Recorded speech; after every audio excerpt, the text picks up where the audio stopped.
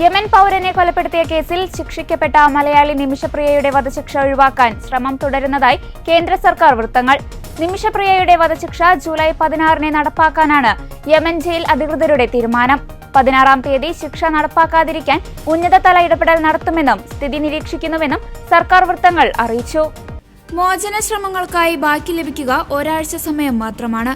ദയാധനം കൈമാറുന്നതടക്കമുള്ള വിഷയങ്ങൾ സങ്കീർണമാണെന്നാണ് കേന്ദ്ര സർക്കാർ വൃത്തങ്ങളിൽ നിന്നും ലഭിക്കുന്ന വിശദീകരണം. കുടുംബം മാപ്പ് നൽകിയാൽ വധശിക്ഷ റദ്ദാക്കാനാകും. സൗദിയിലെ ഇന്ത്യൻ എംബസിയാണ് നിലവിൽ യമനിലെ ഇന്ത്യൻ എംബസി പ്രവർത്തനങ്ങൾ ഏകോപിപ്പിക്കുന്നത്. നിമിഷ തടവിൽ കഴിയുന്ന മേഖലയുൾപ്പെടെ ഹൂതി നിയന്ത്രിത മേഖലയായതും നേരിട്ടുള്ള ഇടപെടലുകൾക്ക് പരിമിതിയാണ്. നിമിഷപ്രിയയ്ക്കായി യമനിൽ നിയമ നടപടികൾ ഏകോപിപ്പിക്കുന്ന സാമൂഹ്യ പ്രവർത്തകൻ സാമുവൽ ജെറോമാണ് പബ്ലിക് പ്രോസിക്യൂഷൻ ഓഫീസിൽ നിന്ന് ജയിൽ അധികൃതർക്ക് വധശിക്ഷ നടപ്പാക്കുന്നുവെന്ന ഉത്തരവെത്തിയതായി അറിയിച്ചത്. നിലവിൽ നിമിഷപ്രിയയ്ക്കായി നയതന്ത്ര തലത്തിൽ ഉൾപ്പെടെ നടന്ന ശ്രമങ്ങൾ വിജയം കണ്ടിട്ടില്ല. $10 ലക്ഷം ദയാധനം നൽകി മോചിപ്പിക്കാൻ ഇപ്പോഴും അവസരമുണ്ടെന്നാണ് സാമുവൽ ജെറോം പറയുന്നത്. ഇത് ഏകദേശം 8 കോടിയിലധികം രൂപ വരും. ഇതിനായി കുടുംബത്തെ കാണാൻ ശ്രമിക്കുമെന്നും സാമുവൽ ജെറോം പറഞ്ഞു. കുടുംബത്തെ നേരിൽ കണ്ട് ചർച്ച നടത്തുന്നതിനായി നിമിഷയുടെ അമ്മ ഇപ്പോഴും യമനിലാണുള്ളത്.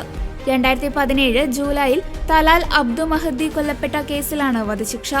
ആഭ്യന്തര യുദ്ധം കലുഷമായ യമൻ തലസ്ഥാനമായ സന ഹൂതി വിമതരുടെ നിയന്ത്രണത്തിലാണ്. ഇന്ത്യൻ എംബസി അയൽരാജ്യമായ ജിബൂട്ടിയിലാണ്. തൊടുപുഴ സ്വദേശിയായ ടോമിയെ വിവാഹം കഴിച്ച് 2012 നിമിഷപ്രിയ യമനിൽ നഴ്സായി പോയത്. തലാൽ അബ്ദുൾ മഹദിയെ പരിചയപ്പെട്ടതോടെ ഇരുവരും പങ്കാളികളായി ക്ലിനിക് തുടങ്ങാൻ തീരുമാനിച്ചു. സമ്പാദ്യമെല്ലാം കൈമാറി. കൂടുതൽ പണം കണ്ടെത്താൻ കുടുംബത്തോടൊപ്പം നാട്ടിലേക്ക് വന്ന നിമിഷപ്രിയ ഒറ്റയ്ക്കാണ് മടങ്ങിപ്പോയത്. നിമിഷ ഭാര്യയാണെന്ന് തലാൽ മറ്റുള്ളവരെ വിശ്വസിപ്പിച്ചിരുന്നത്. വ്യാജ വിവാഹ സർട്ടിഫിക്കറ്റ് ഉണ്ടാക്കി. ഭീഷണിപ്പെടുത്തി മതാചാരപ്രകാരം വിവാഹവും നടത്തി. പാസ്പോർട്ട് തട്ടിയെടുക്കുകയും സ്വർണം വിൽക്കുകയും ചെയ്തു. പരാതി നൽകിയ നിമിഷപ്രിയയെ ക്രൂരമായി മർദ്ദിച്ചു. ജീവൻ അപകടത്തിലാകുമെന്ന ഘട്ടത്തിൽ പ്രതിരോധിച്ചപ്പോഴാണ് മഹദി മരിച്ചതെന്നാണ് നിമിഷപ്രിയയുടെ മൊഴി.